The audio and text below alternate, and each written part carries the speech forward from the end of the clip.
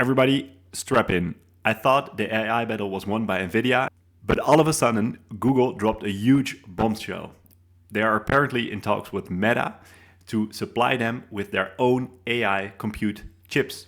They're going to do this through the Google Cloud, but this pitches them directly against Nvidia. They're going to compete in the AI hardware space. Quick recap on what these businesses actually do. Nvidia, they make hardware, specifically GPU chips that are very important in training AI models. Every big AI model out there is using their chips. They're absolutely the king of the town. You cannot go around these guys. You have to use their chips. They're just so good. Even if other competitors to Nvidia would supply you with free chips, you would still lose out because you would not have the efficiency that Nvidia delivers. Then you have Google. They make money through ads. They want their products to be addictive to customers and then they sell ads. That's how they make their money, but now they're entering the hardware space. This is something they've been doing along with Google Cloud, but now they're directly competing with Nvidia in delivering AI-powered chips. And they're in talks with Meta to supply them with this Google Cloud TPUs. Now let's take the next step and let's go beyond the story. Let's go beyond the hype that both these stocks currently deliver. A great story can turn into a bad investment overnight, and you want to be prepared for that. And that's why we're using our own software. We buy high-grade, investment-grade data, and we turn those into insights. We simplify everything that is out there, and we're going to use this software to look at the business, to look what's behind the story and see if there's actual value in Nvidia and Google, and which one is the better pick for you to buy. If you want to try out the software, go to our website, www.MarketDaddy.ai. You can try it for free for 7 days. No payment information needed, and you can cancel anytime. Let's start out with Nvidia. And as always, we look through every investment by asking ourselves 3 basic questions. Is it a great business? Can we buy it for a great price? And can we reliably predict it for the future? Now, our software already does a lot of the work for us. It looks at all these questions from a value perspective, like Warren Buffett does, like Peter Lynch does, and it already answers based on how they would view Nvidia as a business. And as we can see, it already has a check for great business. It already has a check for reliably predicted for the future. But where it fails is, can we buy it for a great price? Our software says it's overvalued, and there's a lot of hype around Nvidia, so I'm already inclined to agree. But let's take the next step. Let's see if we can find value that would justify paying a higher price. Maybe there's significantly more growth than the numbers suggest. If we take a deep dive in our AI summary that's based on their most recent filings, and let's see the key highlights. I'm not going to read all of this. If you want to read this yourself, you can subscribe to MarketDaddy. You can try it out for free. No credit card details needed. You can try it out for 7 days. You can cancel anytime. And we can see that they expect data center revenue data revenue is actually booming, but they see a massive $3 to $4 trillion opportunity in AI infrastructure. Now, this is already a massive opportunity and could justify paying a higher price, but I want to know if it's already priced in. So let's park this and see if we can check that out for later. Now, they also see some risk, mostly around geopolitical and more specifically China, and this could impact future revenue streams. Now, I'm unsure how I would price this in, but this is something to be mindful of and be aware of when you invest in Nvidia. You have some geopolitical risk towards China. Now, this is how we can put Nvidia into perspective, but let's say we agree with the 2 checks first. So it already is a great business and we can reliably predict it for the future. Now, how can we value this? And that's where our valuation lab comes in. We can put in 3 scenarios, our best case, our base case, and our worst case scenario, and see what kind of value we can reach here.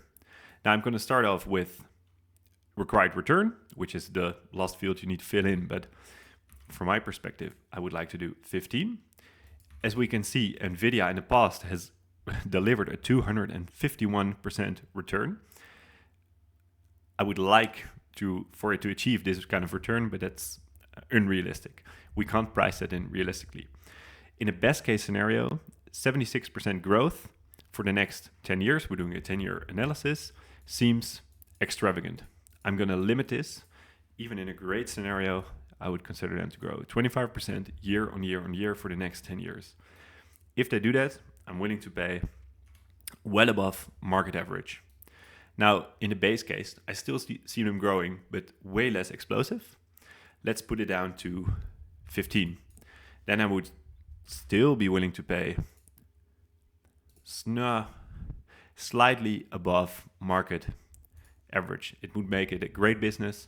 15% growth year on year for 10 years is still amazing, and therefore justifies a higher PE.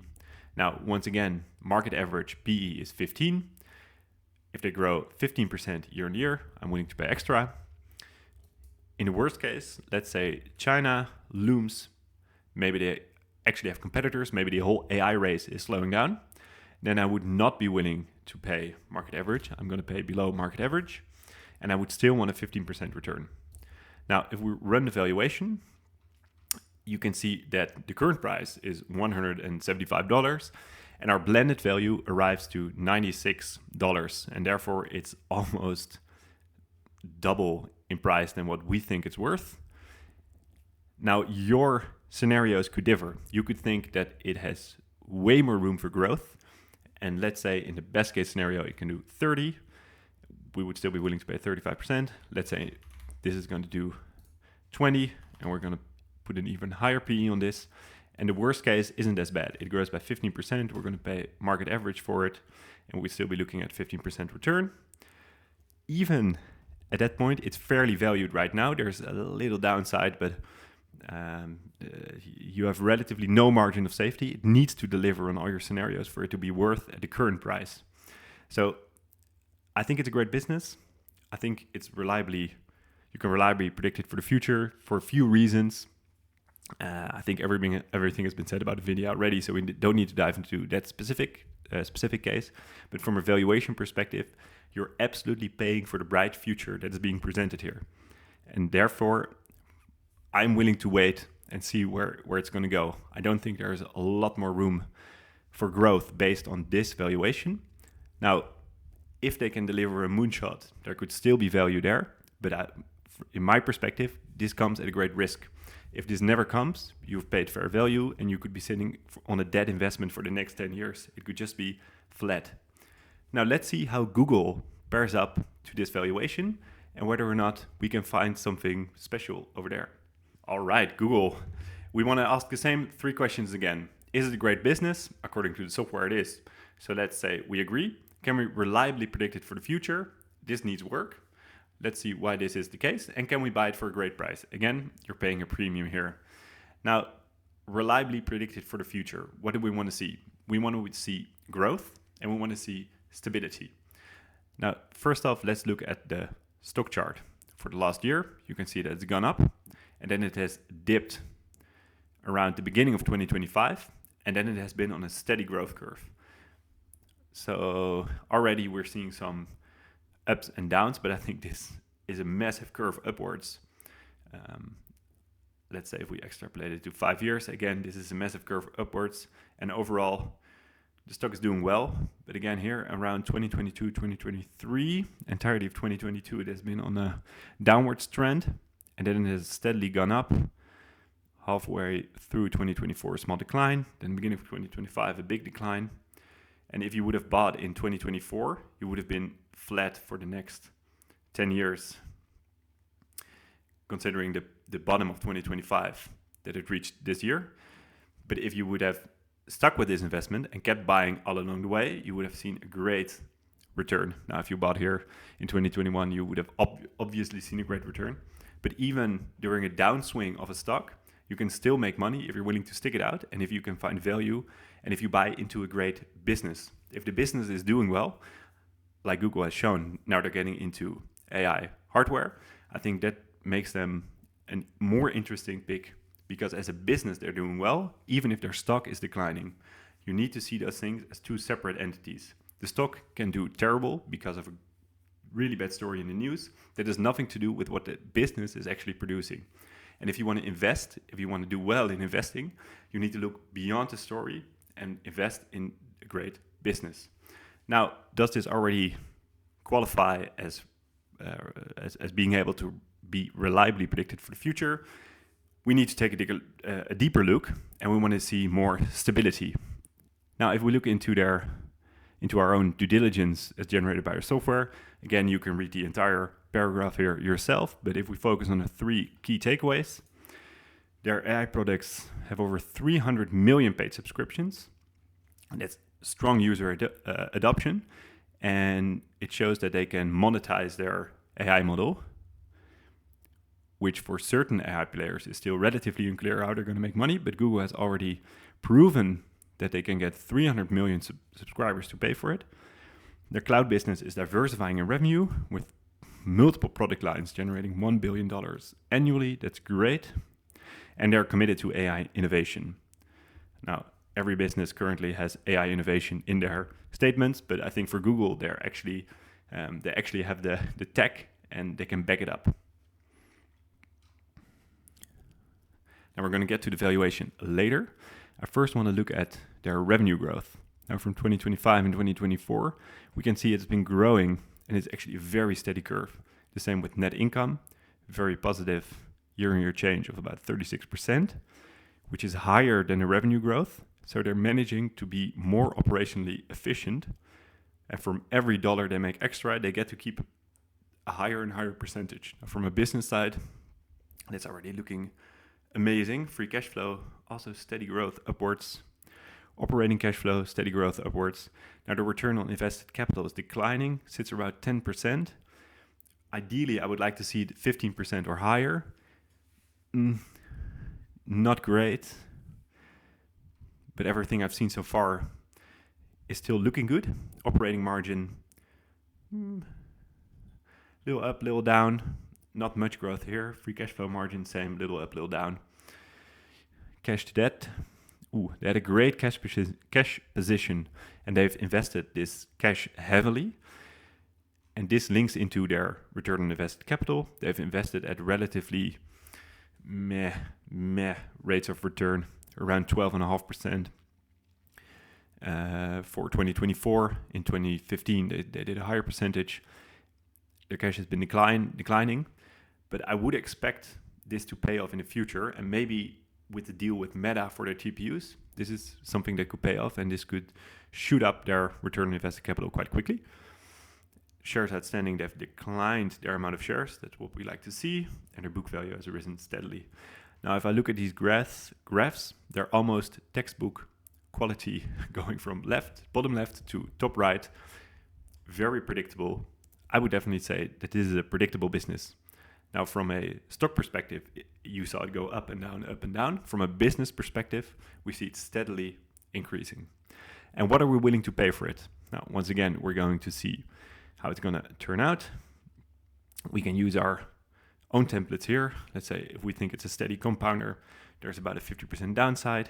If we think it's a turnaround watch, there's still a downside here, but let's fill out our own scenarios. We want to look at a 15% rate of return. Over business record is a generated 429% rate of return, which is insane. For the best case scenario, let's say it can do a little bit more growth, and we're going to pay over market average. I think for the base case, it's still going to grow relatively well. We're going to pay market average for this. I think 1% revenue growth as a downside risk. I think that's too risky or too unrealistic. But let's say 10% growth at an exit multiple of 10. So we have 20 at 25, 15 at 15, and 10 at 10. And we calculate it based on free cash flow over the next 10 years. It's already pretty overpriced. And I would tend to agree. I think the story around Google has absolutely exploded. If we go back to the stock price, you can see this steady decline upward, or steady increase upwards, It's really steep. And this is just based on the story. I'm willing to wait it out and see where this story is going to take us before I'm willing to invest. I want to see a little bit more income actually being generated from this deal. And I want to see what it's going to do to their business in the future. Right now, I think Google, there's a lot of value here, but you're paying a really high price. And therefore, it's really hard to make a good return on investment. So can you make money? Absolutely. but I think there are better deals out there and I'm willing to wait for them to arrive. Now, if I were to compare Nvidia versus Google, I think Nvidia from a business perspective is doing great. I think they're a little bit more easier to predict for the future because they're a really focused hardware player that is absolutely key. And I think it's really hard to get around their technological advantage. It's really hard to compete there. And I think Google is not going to just come around the corner, take away all the market share from Nvidia. I think their TPUs for it to take off, they need quite a runway, and I don't see that happening. I'm unsure how quickly this is going to happen. Google, however, has great cash flows. Their existing business is absolutely amazing, but you're just overpaying for it currently. And therefore, I would consider Nvidia a little bit of a safer play. I also think Nvidia is a little bit overvalued, but I can see it being closer to fair value than Google is right now.